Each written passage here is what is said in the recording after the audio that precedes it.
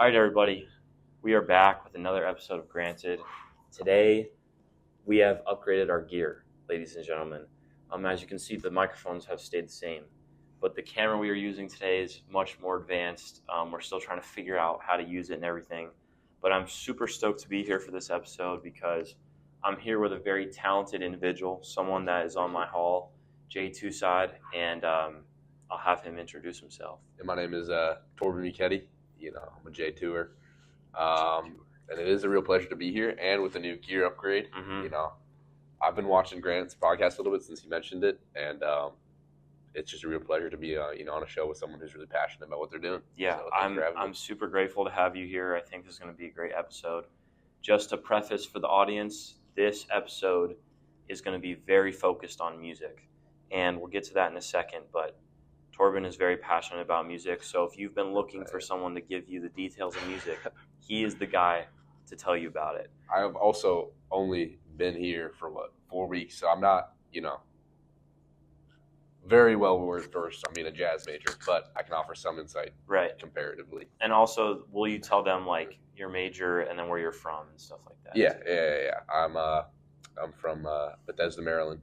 10 minutes outside DC, and my major is, I think it's officially studio music and jazz. Okay. With a guitar focus. Okay.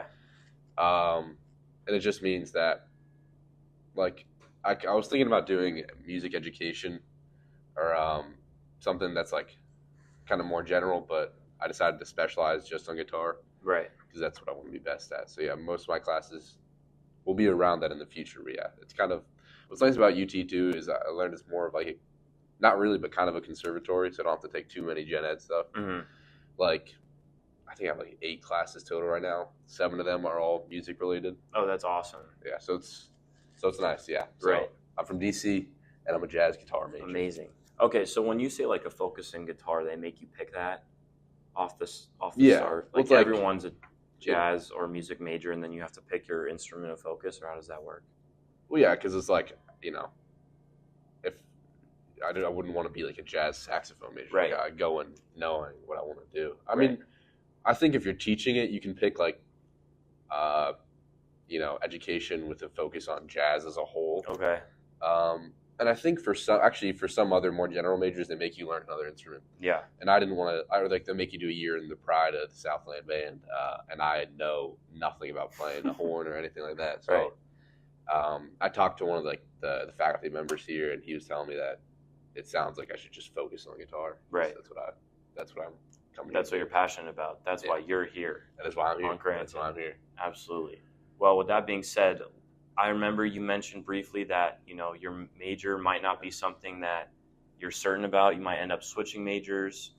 Talk a little bit about how it feels to be in your major that you are, because it's not a common major. You're the only person that I've met with the jazz major. So, well, that's just that comes from a lot of the people you listen to are people who are big famous musicians. You don't always hear about them going to music school. You know what I mean? And in the music I listen to and play the most, it's probably country stuff. Right. But jazz, I have a real respect for it. And I do listen to it a good amount, but it's also studying this kind of music makes me the best player I can be all around. Right. So that's my inspiration for coming here in the first place is, doing the hardest work, and understanding this stuff will allow me to do whatever I want in the future. Absolutely. But at the same time, you'll hear about people who just, kind of skip that and just start straight ahead, making music off the bat. And my time now is split between, I'm still having to take some of the classes. I have to take classical music classes here. Yeah. And it's good that I'm doing that to widen, to diversify, I guess, for job opportunities. But for the music I really want to make, sometimes I think I don't know if my time is better spent or would be better spent if I focus 100% on that. But I think for the time being, it's good that I'm here just to make me the best player I am. And it is important to have a degree because if I don't, I'm not able for whatever reason to make it completely on my own as a musician. It's good to have a degree. And, if I want to be a teacher someday, it's smart to be here. But yeah, if I I don't know if you've heard of this guy, Zach Top. I He's a have newer not. guy. He's young. He's like 26, but he makes the kind of music I want to make. Right. And I was listening to some interview with him, and he was talking about how he was in college and he dropped out, moved to Nashville. You know, he recorded stuff already, and he worked a day job and did music on the side, so he had money coming in. Right.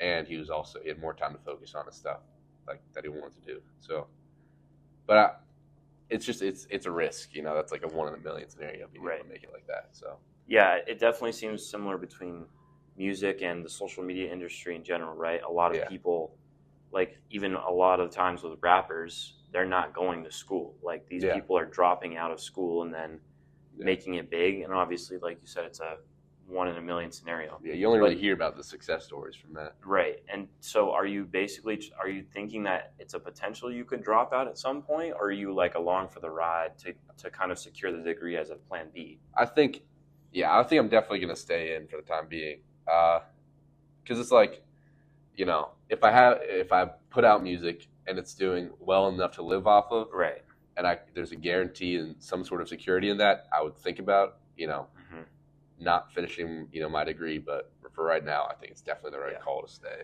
I think so too, just because, like you said, it's a backup plan at the very least that you can come out of here with a major and still doing what you love to do. Yeah. So then you'll secure at least a few job opportunities that way as well. Yeah. But yeah, it's definitely more of a, you mentioned it was like a risky major, right? Because it is, it's such an uncommon major, and the field that you're going into is very niche, right? So yeah. And it's like, you know, when people hire you for gigs, they don't really ask if you have a degree in music. Right. You know what I mean? It's just based off how you play, and the degree is more helpful for like, it's mainly just teaching and stuff like that, or credibility. I got you. Yeah. Okay. Well, with that being said, let's get into how you got interested into music. So how did you get into it? What is your main instrument? Obviously, they might be able to see it here, but and then like how long have you been into the music stuff? Okay, so I mean, it's kind of started when I was younger, but I didn't have a specified interest in it. My dad played guitar. Okay. And he's a big Beatles fan, so he knew Blackbird, and that'd always be, you know, ringing throughout the house. Yeah. My oldest brother, Austin, he was in a band when he was in 5th grade. Wow. So I was in like 1st grade. And I saw him play. His band was called The Day Off. And I think he played keyboard and sang in that. But he had an electric guitar, and I thought that was cool. But I started playing it myself, 7th grade. Okay. I had quit playing soccer. I don't know why I quit. I just got sick of it, I guess. Yeah. But who knows what would happen if I stuck with it. That's right. But no, I just had a lot of free time, and I thought it was cool. And I'd get kind of jealous if one of my friends could play it, or I'd see someone else be good at it, and I just wanted that to be me. Right. And so I figured out, you know, I might as well start now. Even then, I thought, like, is it too late to start? But it was not. So 7th grade, I started, and at the time, I was a big Beatles fan, so I started learning off that stuff. I would play with my dad. I had a teacher for about a year, and then there was like COVID stuff, so I wasn't taught for about like 4 years. So like kind of freshman to beginning of like 8th grade to beginning of senior year, I didn't have a teacher. So all that time, I was just kind of doing whatever I felt like, and I improved, but I was like kind of sloppy, if that makes sense. Yeah. I didn't really have any direction. I was just like a hobby for me.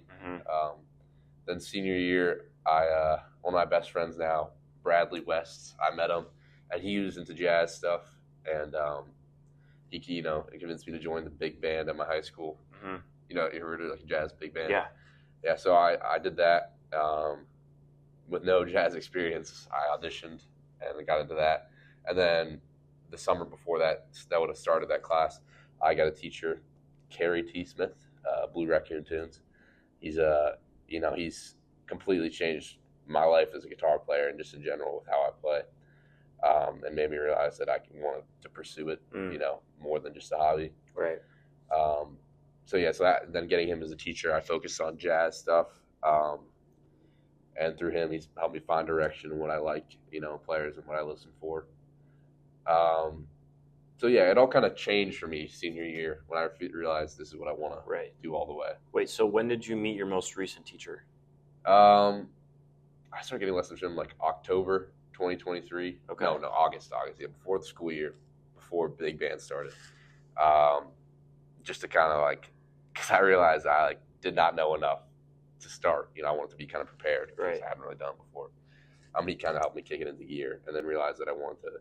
And at the time, I was still unsure about what I wanted to do in college. Mm-hmm. I remember I thought about like one time I floated the idea of being a detective to my mom. That's insane. I love it. Because I thought that would be cool, or like just being a general teacher, not music, just history or something. But after doing that, I realized that guitar was even an option to do, and instead of doing something that I wasn't 100% interested in, I thought I'd pursue what I love most. Absolutely. So that's how I ended up majoring in it. Okay, so just guitar is your main instrument. That's what you're passionate about. That's what you want to take it into the next level. Yeah. Okay, that's good. And then you also mentioned to me earlier that you were in a band in high school. You should talk a little bit about that. Yeah, so with Bradley West, my friend, I met him fall of junior year. We'd gone to the same elementary school and everything. Like we've been like near each other since kindergarten, just never met, I guess. And I was playing like a Def Leppard song at a party.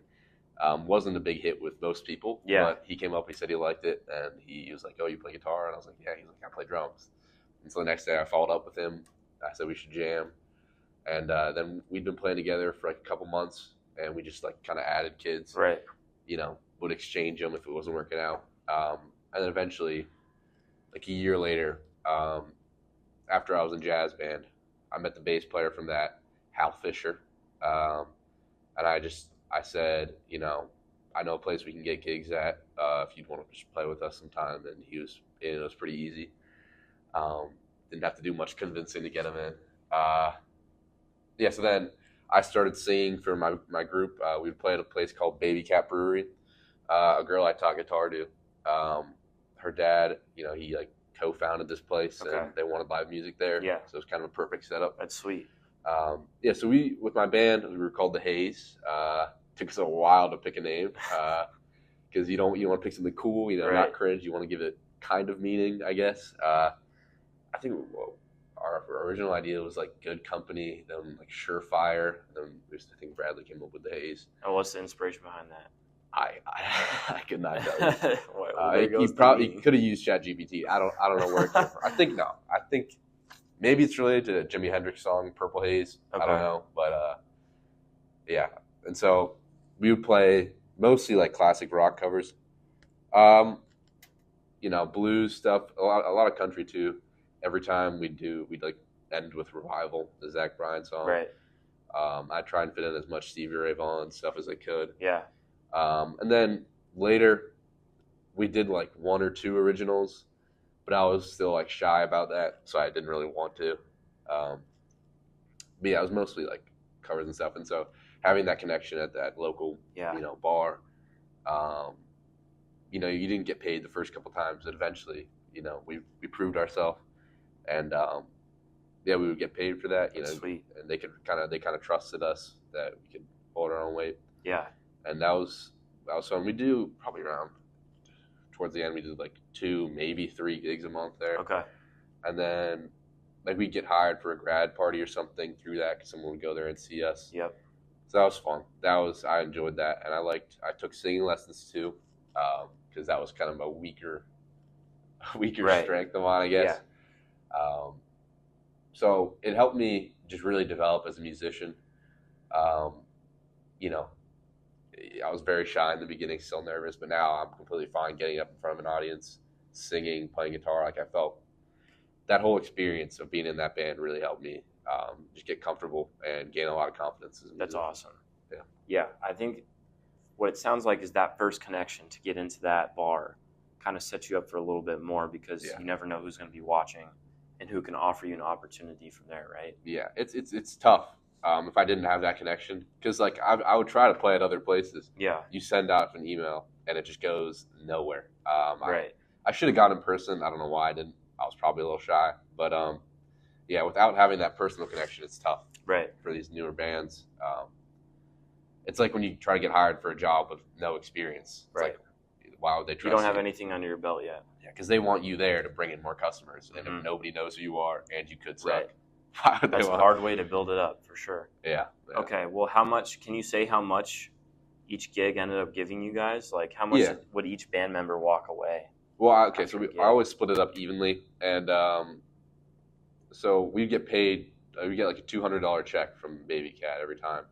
And I'd put out a tip jar, and that would, so there's 4 of us usually, sometimes 5. The girl I taught, Macy, she would come and sing with us sometimes. She's one of my best friends too, actually. Not just someone I teach. But she would come and do a couple songs, and so I'd pay her like fairly. So yeah, we get 200 guaranteed, and then tips. Okay. And the tips, depending on how full it was. One time we did this St. Patrick's Day like party thing they had.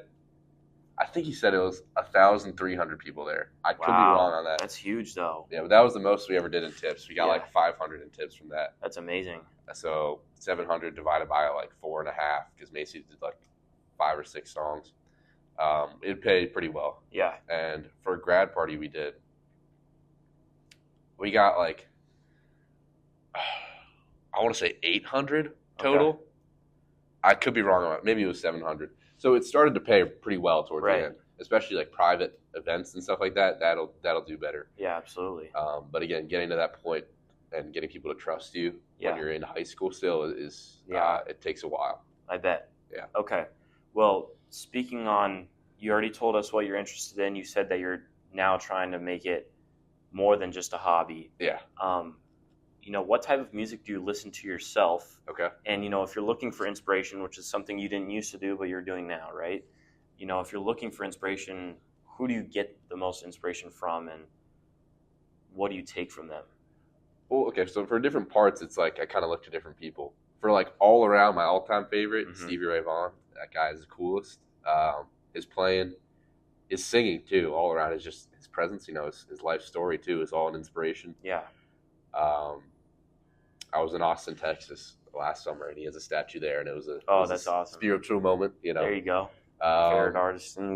Yeah, so I love him. All around. But and then for songwriting stuff, now that I'm starting to do that more, newer artist Zach Bryan is one of the best. Ever to look at for that kind of stuff. Mm-hmm. I love George Strait, Zach Top. So yeah, depending on what, for blues stuff and guitar playing, it's Stevie Ray Vaughan. Danny Gatton is a guitar player. He's from DC. I really like. So for country stuff, I have all the greats like Randy Travis, like the '90s, '80s kind of stuff. Mm-hmm. Yeah, in the beginning it was more the Beatles, but now that was kind of my dad's stuff. He passed that on to me, and I really like that. And I respect all that still. But now it's more country, and I like it's called like redneck jazz. Okay, I haven't heard of it. It's kind of stuff like Danny Gatton plays. It's like country, but with electric, jazz with electric guitars, and it sounds interesting. It's cool. It's cool. So that Brad Paisley, he's a cool guitar player. And so the way I'd use that for inspiration is for Steve Ray Vaughan stuff. I just have my band play the songs, or as they got more into country, we would play Amarillo by Morning at our gigs. So I would just kind of copy their stuff for long enough until I would learn from it. Right. So yeah, I like those guys. Who do you listen to, man? I listen to if we were to compare artists right now, it'd be Black and White. It would not be anywhere near it, and it's different because I'm sure you see it a little bit differently when you're listening to music. You're not just picking up on how it sounds to you, but what you can take from it. You know what I mean? I'm not as focused on, and people that listen to music more for just leisure time probably aren't focused as much on what the artist is actually doing, more about just how it sounds. Well, it's I still listen to music for fun. It's if I'm driving around, I'll put it on. But and we have a jazz history class here, and they'll put on stuff, and it's you have to sit there and listen to the form and how long. So there is times where when I'm trying to learn something, I have to analyze it. But okay, that makes sense. I still am able to enjoy music. you do it. You do a little bit of both. Yeah. Yeah. Okay. Well, I'm curious. So based off that, it sounds like you listen to certain people for how you're specifically listening to how they play the guitar, and then you'll Yeah. transfer over to other people like Zach Bryan for how they write their lyrics. Yeah. Is kind of what you're saying there. Yeah. Okay. In like my geography class yesterday before it started, I was like, listen, I was going through his album American Heartbreak, and I was like reading the lyrics, and I would like pause to reread them to see why he wrote what he did. Gotcha. So there are times when I like try and actually like study it a little bit.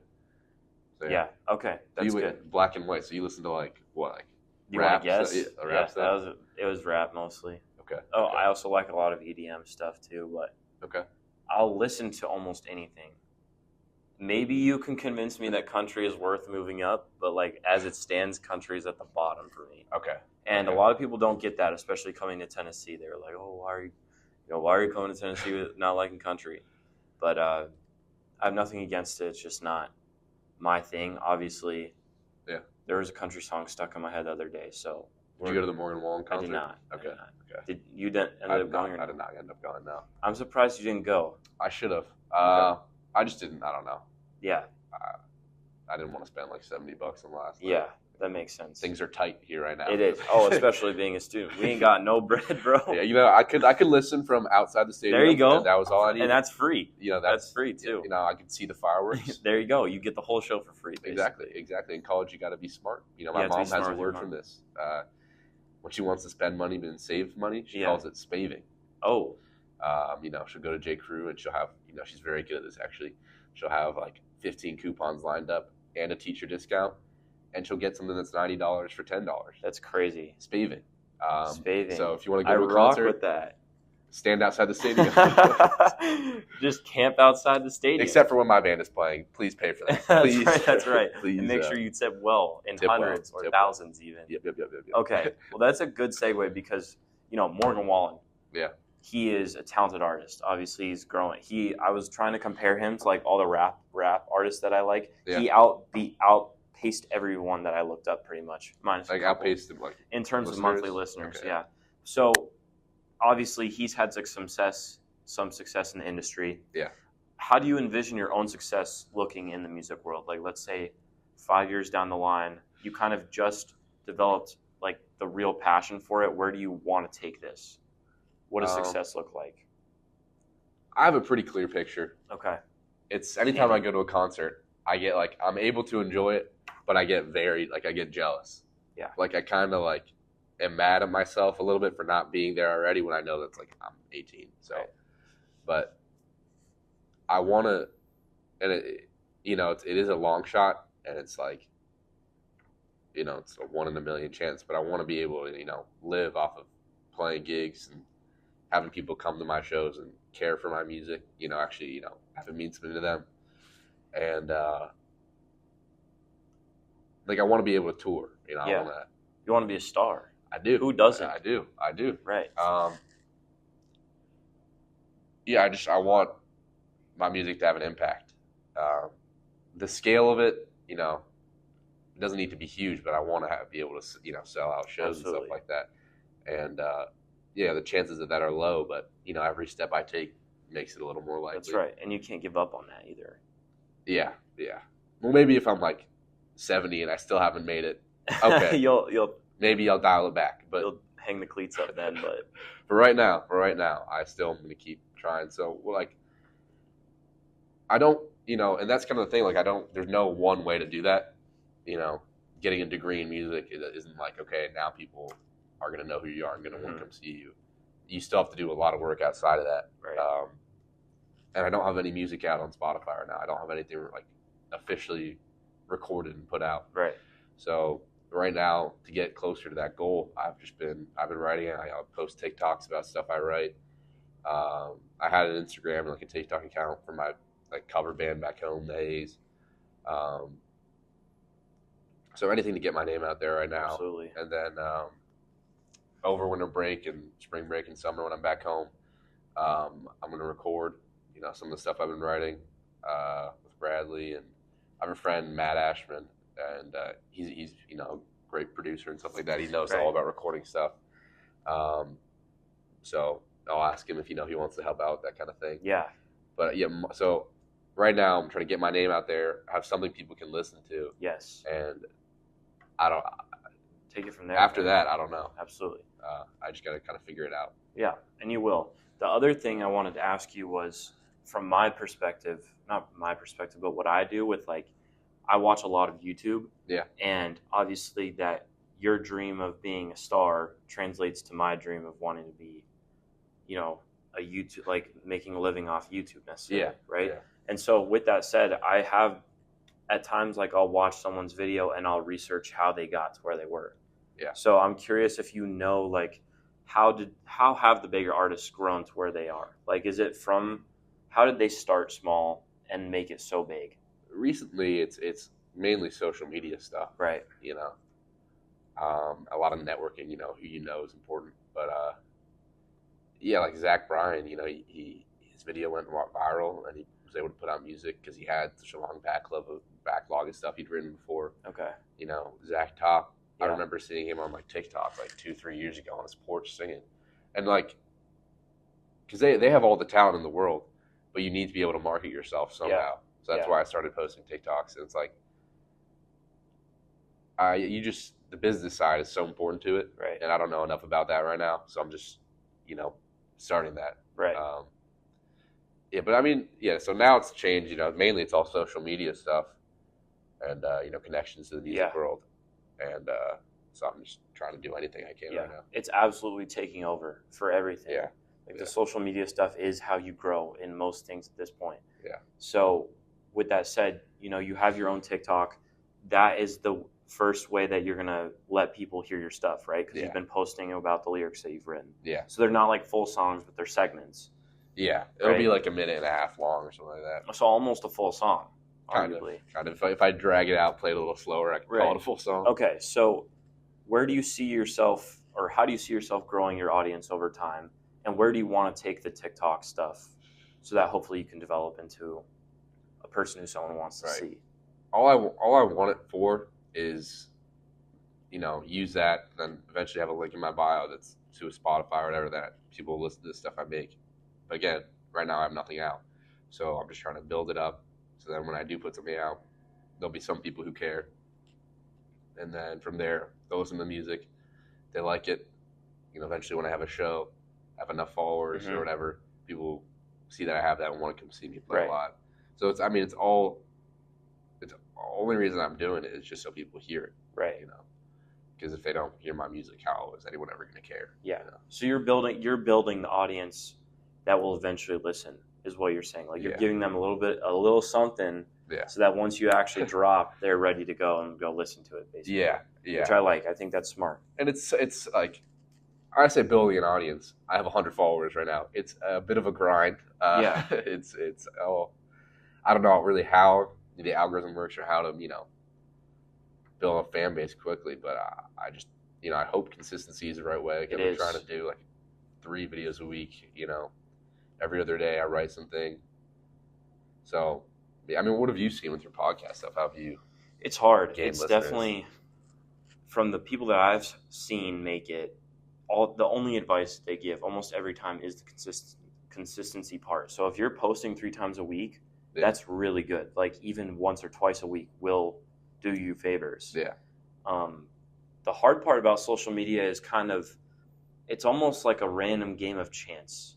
One video, and I talked about this on the very first episode, but one video is all it takes. One 1-minute clip is all it takes for 2 million people to see you. Yeah. Do you know what I mean? But there's nothing I know or any tricks I know to specifically get that 2 million hit video. Yeah. Do you know what I mean? That just kind of happens. Like, and especially, I have 2 or 3 stories of friends that have been in TikToks that blow up for no reason. Not necessarily no reason, but they're random. Yeah. Right? Like, there was one TikTok this is kind of a little bit off topic, but like, there was one TikTok with a few kids from my high school, and it was, the sound was playing or whatever, and the guy like reaches over and puts his arm around this girl that he's sitting next to. Okay. 2 million views. Yeah. For a piece of content that's arguably that's basic content. Like, they didn't do anything crazy, but they blew up. They'll film a wall and they'll get like 5 million. That's what I'm saying. It's kind of like have you heard of the art piece in the museum that's just like a banana or something? Yeah. And it's worth like millions of dollars. Yeah. It's kind of like that idea. It's just anything. It's kind of it's very random is how it seems. Yeah. So you keep posting videos, I guarantee you, I would say as soon as a few months, you will get a hit video. And sure. like, you know, I can market it and like do more than just post videos of me singing. You know, you'll see bands like making like skits too, and then at the end they'll be like, check out our new single. Yeah. It's like a car commercial where Right. it's not about cars until Right. the very end. It's That's like, funny. I like that. You know, just do anything so people see it. Absolutely. It's hot in this room. It is very hot. Yeah, and I don't want to. Like, I kind of want to just keep it all about the music. Yeah. But, I will probably end up that. doing anything once I actually have music out to get people to hear it. Right. You know, and I'll do that with pride. Okay. I respect that. I think that's the right way to go about it. Yeah. Okay, so let's cover kind of do you know how it looked before social media, how people would grow? Because obviously now social media is everything. So how would artists before that time grow to become famous? I mean, I'm no expert on that. I remember in like the Johnny Cash movie about his life, he just like auditioned for a record label. He went into the studio. Yeah. They heard him or something, and they agreed. They made a deal. Right. I don't think it was. I think it's easier now for someone with no connections, like to get lucky. Yes. You know, it makes it more accessible. Yeah. But I think in the past it might have been more streamlined on how to do it, if that makes sense. Yeah.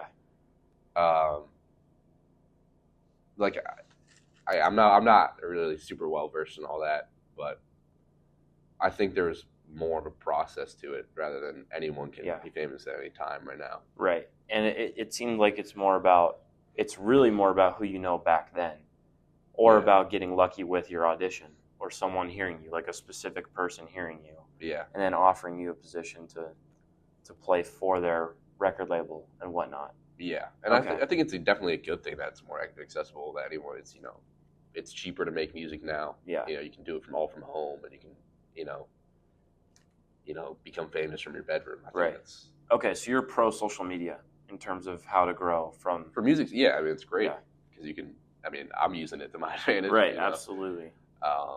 Yeah, I mean, it helps. It helps. It's definitely a good thing. Yeah, I think it's definitely, like you said, it's more accessible, and you have more people that are being discovered because of that, instead of, you know, it just like being a random person. And I think it makes it more competitive too. Like, you don't want to just get lost. And you don't want to be someone people just scroll past and forget about. It's true. That's why I want to, you know, we have a guest here, actually, my roommate. That's right. His roommate just popped in.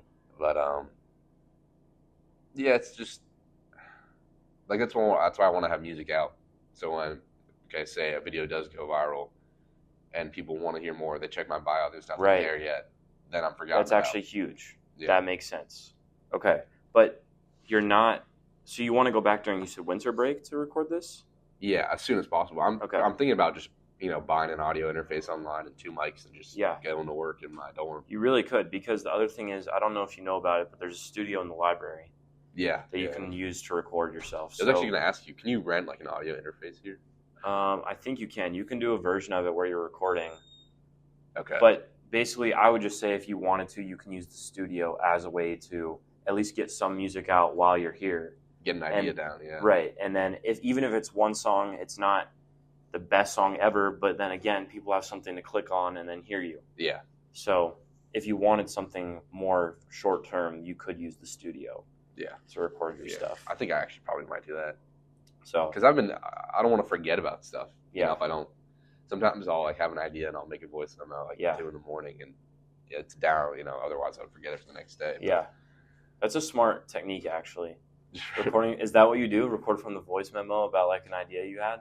Yeah, and then like I have it down for the next day, or if I like for stuff I write, I don't always write like the chords I'll play underneath it, so I just record it so I don't have to. So I can just listen back and figure it out rather than. Is that your lyric notebook right there? This is right here, actually. There you go. Where I write stuff. Okay. Well, then let's get into kind of the last part of this episode, which is the lyric writing. Yeah. You know, this is the building blocks of every song. So talk about, you know, how have you been writing your own lyrics? Because it's more recent, right? So how have you been writing lyrics? What inspiration do you draw from when you're coming up with your lyrics? Stuff like that. I've been trying for a while. Kind of like beginning of high school, I've been trying, and you know, with writing lyrics, it's always tough. You want to make it serious but not corny, Right. And in the beginning, you're kind of just imitating what you hear. You'll write about something you never experienced, which I still do now, but I'm more comfortable with. So now what I kind of draw from is, it depends. Like last night or like 2 nights ago, the idea just kind of popped in my head about like oceans. Okay. So I wrote a whole thing about like metaphors related to that, and it gave me a starting off point. Right. And here, like, what I think about a lot is, pursuing my goals. So most of the stuff I've written is kind of vaguely about that, and then you can assert whatever story you want over that. Let's go through. Actually, all right. Let's provide some examples. Yes, this is what we needed. A little few examples. Okay, let's see. What's a good one? Or is this like too much for the audience, right? Because too much. Now you're leaking your. This is all stuff I've put on TikTok. Okay. Sneak peek. Okay, like this one. How the tides of time have changed me since I left the shore. Tides, ocean related, and shore, also ocean related. But it's talking about how I left home, of the comfort of my hometown where I stayed since I was born. It's just kind of just rewording, stuff I could say simply. Right. My neighbor's in the driveway loading up his car with the drums he's played from his younger days because his heart's still in the game. It's just like, that's kind of like my neighbor plays the drums and you load up his car, but I'm trying to paint a picture of music that's been around my life. So it's just like, I'm trying to kind of tell a story about what I'm going through. Right. And like with Zach Bryan, you'll hear him like reference people in his life, and you can kind of relate to it in your own way. So giving details about my life like that.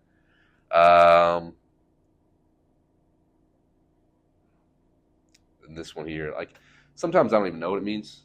Like, hey, that's okay. I've known these roads for all my life, but as time takes by, I might change, but the roads remain guiding me down the line. Can you guys tell me what that means? Or sometimes that is music. Though. I may change, but the roads remain guiding me down. Like, this is more like a riddle. We could spend an hour trying to dissect what that means. Yeah. So it's like, no. No. We're gonna let that one sit. Here's the one I wrote about ocean stuff. I've known the depths of ocean sands. They bury me right where I stand. The stars I find in changing tides call to me on lonely nights. Like that's good shit. It's kind of just like poetry, yeah. But you put a music behind it. Yeah, I mean it sounds. And I think it was harder for me to write before because I would try to do it all at once. Like as I was writing this, I try to figure out every chord change and go to the next thing. But what I do kind of now is I'll try and find like changes that'll go behind it. Here, like I don't want to hit the mic.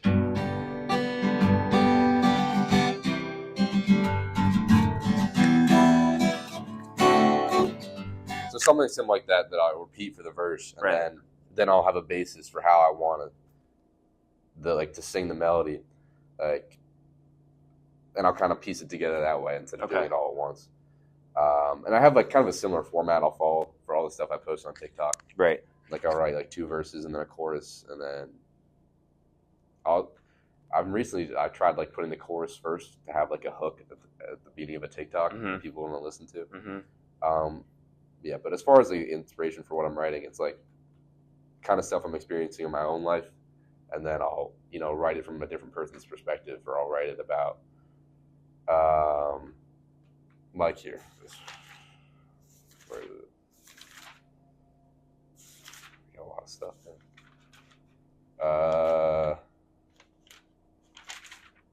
Let's see.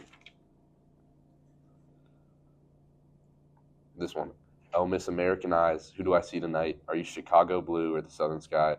She loves the wildflowers in the Lone Star State, but never gets out of her old ghost town. Her daddy's caught working in the same coal mine, paints on a smile before he's home for the night.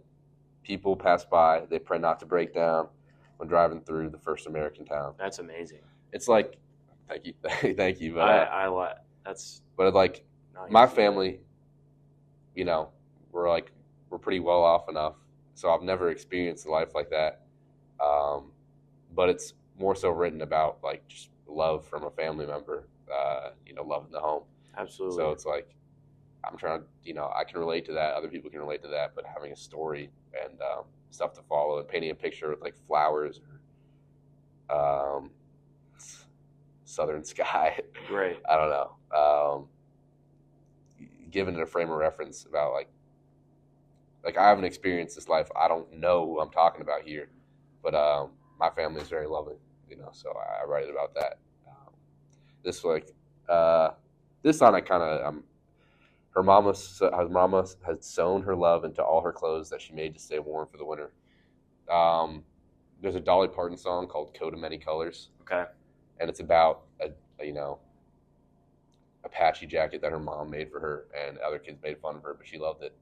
So it's like I kind of, I'm taking the inspiration about making clothes. Absolutely. A friend of mine, Jackson, he was telling me about his like business goals and what he wants to do with that. And he said like, shoot for the stars. You may not always make it, but you might land on the moon.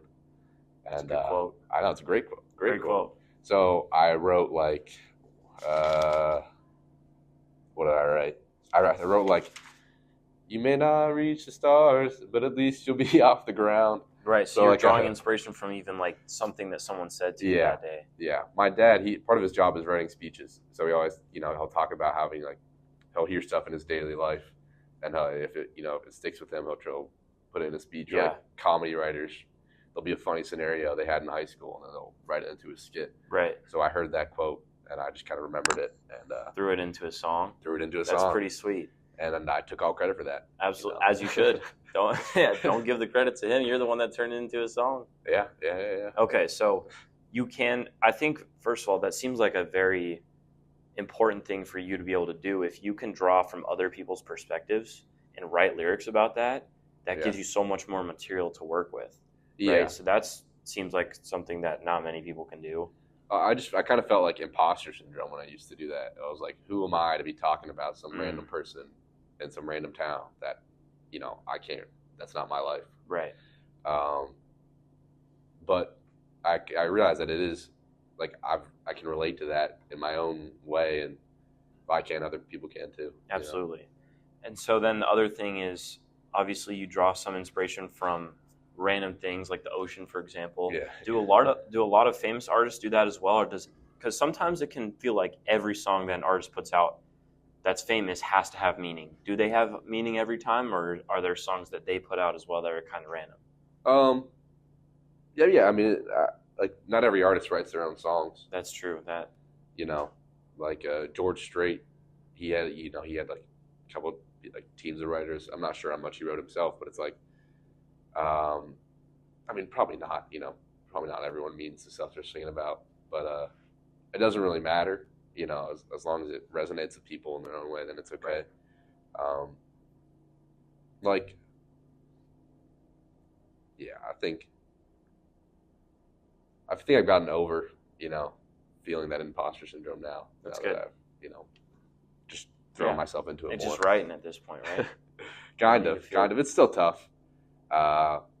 It's made it easier thinking about like a specific idea, like that ocean thing, or like some random town, rather than trying to sum it all up into one big thing. Having a specific thing that I'm basing it off of makes it easier for me. Okay. Yeah. Well, I'm gonna give you the chance to show the audience what you've been working on. Okay. If you'd be willing to play us a song before we end this episode. Let's see. Also, I'd say let's take the microphone off and let's put it on the table so they can actually hear you well. Like we can put it right here. Let me figure out. The tough part about the way I write these is I don't write the chords I play behind them, so I gotta remember that on my own. I got you. This is a sneak peek, though. Sneak peek at Torben's stuff.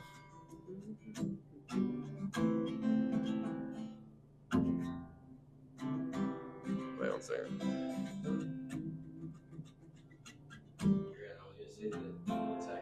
I saw this in an interview with him. Genius, he says like he doesn't write about like anything he's ever experienced, like the stuff like his lyrics are not about him. Really? That's what I want to like. Oh yeah, absolutely. Yeah. So Connor said that he mentioned that Lil Tecca doesn't even write his own music. So or he doesn't write about personal experiences, right? And I mean, look at where that got him. He just dropped a new album. It's fire, by the way. I haven't checked it out. Yeah, I know. I know you probably haven't checked it out. We're black and white, but Andrew bumping Tekka this morning. Tekka's new album is fire. I definitely recommend it. But here we go. Torben drop before he becomes famous. This is for the future, really. I hope so. Yeah, this is when I wrote. It's not perfect, but here we go. Nothing's perfect. I took a job where he could get make his mama proud and face another sentence for drugs pumped in his town. Work to make my worth living, find some peace of mind. Spend his days doing overtime, left his dreams behind. Chip paint and broken printers, and a boss that don't know your name is what it takes to find a place and something needs to change. All right, that's all I've written for that one. That was beautiful. It's a smaller one. Yes, sir. That was Thank you guys. beautiful. Thank you guys. I do have another verse here up here. You may not reach the stars, but at least you'll be off the ground. Unless ain't your road you found 20 odd years ago. Yeah, that's the line I stole from Jackson. You may not reach the stars, but at least you'll be off the mountain. That's beautiful. It's kind of written in a weird way, like I wrote. I like that. Yeah. It goes here. No, isn't that? That's really good. It's really good. Thank you guys. I hope if it didn't capture it, we can just insert a clip of the TikTok that you made. Yeah. But with that being said, for the people, they obviously just witnessed how talented you are. How can they go support you just before we end the episode? Yeah. How can they support you in your journey Well, thank you for to the giving stars? Thank you for giving me that chance to shout myself out. Absolutely. Journey to the stars. Yeah, my TikTok, it's just Torben Muketti. Follow me there. And my band's account, the Haze, the band I think is the username. But yeah, I mean it's a tough story now because they don't have music out. Yeah. So it's like They can still go watch your stuff. They can. Giving me opportunities like this to be on this podcast, that helps. Thank you, man. And just liking my videos, I guess. Absolutely. I'm gonna keep trying to pump this stuff out. Hopefully I don't run out of ideas for some You won't. stuff. You won't. I think you're a creative dude who has all the talent that you need to get where you need to go. Yeah, So, thank you, man. with that said, I appreciate you coming on and sharing all the knowledge you have about the music industry. So, Yeah, I mean, thanks for giving me a spot to tell my story. yeah, hopefully And, hopefully the people pick up on what was done here today. But with that being said, everybody, thank you for tuning in to another episode of Granted. It's been an absolute pleasure. I think this is a good episode. I hope you guys enjoyed it. And if you're watching until the end, thank you so much. We're Audi 5000. Peace Thank you, out. guys. Thank you, Grant. Put her there. Yeah, you can go ahead and end it. Let's go, dude. Damn. Dude, I was sweating, bro. I know so fucking hot. it's really hot. You need to get a fan in here. It is so